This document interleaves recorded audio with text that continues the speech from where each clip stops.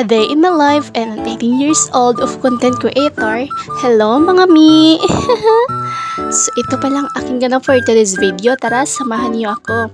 So una pala dyan mga mis, nahugas ako ng pinggan kasi alam naman talaga na atin lang talaga yung ating mga trabaho nung wala na yung paki yung iba dyan. Char, wala naman talaga. No, alam naman talaga wala tayong made for today's video. Talaga tayo lang talaga more round and up and down tayo sa ating mga trabaho nung wala itong katapusan ng ating trabaho para yung problema gayon, no?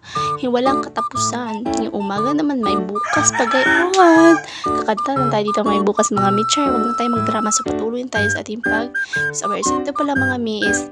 Sa makikita nyo na nakatrabaho ako at saka may nagawa ako ng bahay mga mi kasi alam nyo yung anak ko is natutulog na siya mga mi kasi alam nyo ganyan talaga ang buhay no yun talaga yung mas uunahin mo pa yung pamilya mo kaysa trabaho mo no gayon naman talaga ako kasi alam nyo naman talaga mabait akong tao char wag naman gayon kahilas char so ayun talaga mga mi sa mga oras na yun, hindi pa ako naliligo amoy ano na ako ba amoy kilikili char hindi naman kilikilig ano naman kayo dyan no wag kayong bad words char so ayun pala pagkatapos ko palang maghugas is nagbigos ko na yung mga hinubuan sa aking anak at saka yung mga towel gayon kasi 3 piraso lang talaga yung mga mi pero nilalaban ko yun para hindi naman masyadong marami pagkabukas ba gayon kasi alam talaga na tayo ang asawa ko talaga may pabalik-balik ng is gayon ba papalit ng damit gayon kaya ako lang talaga yung nagbikos-bikos sa mga labahin kasi alam mo talaga na wala tayong washing machine no gayon no kaya kamay lang talaga ang ating